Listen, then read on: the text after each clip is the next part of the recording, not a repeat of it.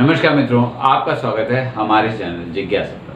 दोस्तों, आज हम एक बहुत स्वाभाविक सा विचार लेके आ रहे हैं जो बहुत सारे लोगों ने हमसे पूछा भी। पृथ्वी हमारी जो है ये घूमती है, इतना तो हमें सबको पता है वैज्ञानिकों की कृपा से। तो ये घूमना हमें महसूस क्यों नहीं होता है?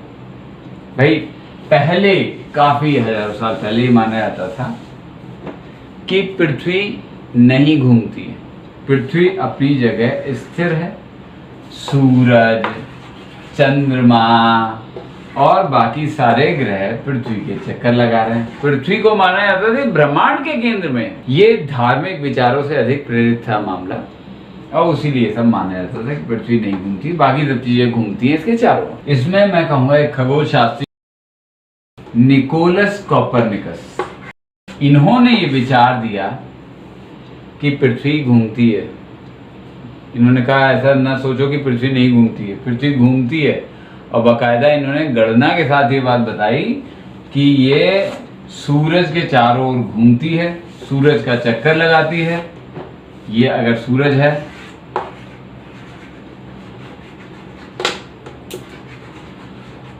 तो पृथ्वी इसका चक्कर लगाती है, और ये चक्कर पूरा जो लगाती है ये कितने दिन में पूरा होता है? 364 सही 1/4 दिन में ये चक्कर पूरा होता है। साथ में ये भी बताया कि पृथ्वी अपनी धुरी पर भी घूमती है, केवल सूरज के चक्कर नहीं लगाती, अपनी धुरी पर भी घूमती है। और अपनी धुरी का चक्कर कितनी देर में लगाती है? 24 घंटे में लगाती है। और ये अक्ष पर झुकी हुई भी है। कितनी झुकी हुई है? करीब 23 सही 1/4 डिग्री झुकी हुई है ये अक्ष से, यानी यूं टेढ़ी घूम रही होती है ऐसे सूरज से चक्कर लगा। सारी चीजें देखा जाए तो आप सिद्ध हो सकती हैं। पहली बात ये कि पृथ्वी सूरज का चक्कर लगा रही है, पृथ्वी सूरज का चक्कर लगा रही है। ये बात आप कैसे समझ सकते हैं? छोटे छोटे दैनिक उदाहरणों से समझ सकते हैं। सूरज का चक्कर लगा रही है तभी तो ऋतुएं बदल रही हैं। भाई, कभी जाड़ा आता है, कभी गर्मी आती है। ये सब क्यों आते हैं?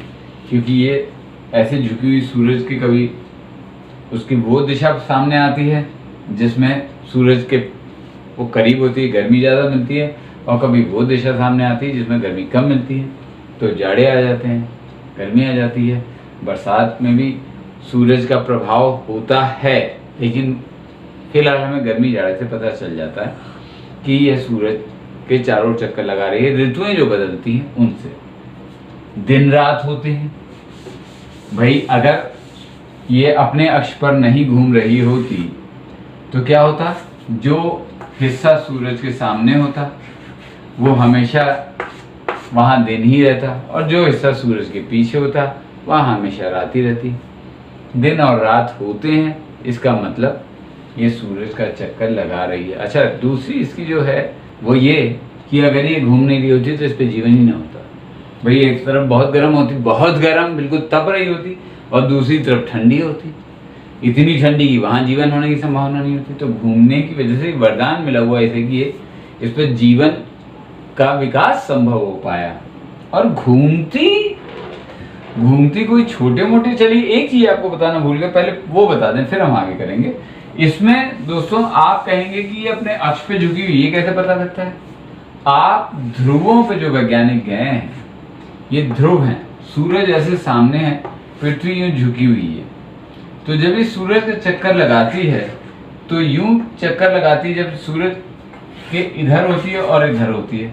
जब इधर होती है तो ये वाले हिस्से पर रोशनी पड़ती है, और देखिए ये वाले हिस्से पर रोशनी नहीं जा पाती, और केवल ये वाले हिस्से पर पड़ती है। ये भी घूम के सूरज के इधर को आ जाती है तो केवल इस वाले हिस्से पर रोशनी पड़ती है सूरज की, और इस वाले हिस्से पर रोशनी नहीं जा पाती। इसलिए 6 महीने ध्रुवों पे दिन रहता है और 6 महीने रात रहती है। ये सीधा सा उदाहरण है कि पृथ्वी अपने अक्ष पे झुकी हुई है। बाकी वैज्ञानिकों ने अपनी वैज्ञानिक गणनाओं से पता लगा लिया कि पृथ्वी कैसे अपने अक्ष पे झुकी हुई है, कितने डिग्री अपने अक्ष पे झुकी हुई है। तो दोस्तों, घूमने का आप में से लोगों को जान के हैरानी होगी आपको कि पृथ्वी हल्के फुल्के नहीं घूमती। जो ये अपने अक्ष पे चक्कर लगाती है ना, इसकी गति जानते हैं कितनी होती है? इसकी गति होती है 1600 किलोमीटर प्रति घंटा। प्रति घंटा, per hour, kilometre per hour, 1600 kilometre प्रति घंटा। हर घंटे में 1600 किलोमीटर। अभी तक जो सबसे तेज बुलेट ट्रेन बनी है वो भी 600 किलोमीटर प्रति घंटा है। 600 किलोमीटर ट्रेन का बड़ा शोर मच गया, लेकिन ये तो 1600 किलोमीटर प्रति घंटा घूमती है। अब बात करते हैं जो सूरज का चक्कर लगाती है, इसकी गति क्या है? इसकी गति जान के तो आप हैरान हो जाएंगे। आगे मैं आपको बताऊं उससे पहले मेरा आपसे अनुरोध है, पहले एक बार अपनी तरफ से आप अंदाज लगा लीजिए क्या गति होगी, क्या अंदाज पहले सारा लगा लीजिए, उसके बाद मैं आपको बताता हूँ। तो दोस्तों, सूरज के चक्कर लगाने की इसकी जो गति है, सूरज का जो पूरा चक्कर लगाती है वो किस गति से लगाती जानते हैं?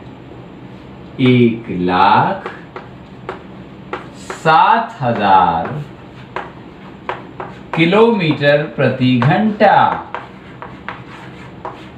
अब आपको 1600 में हैरानी हो रही थी, 1,07,000 किलोमीटर प्रति घंटा की गति से सूरज के चारों ओर घूम रहे हैं हम।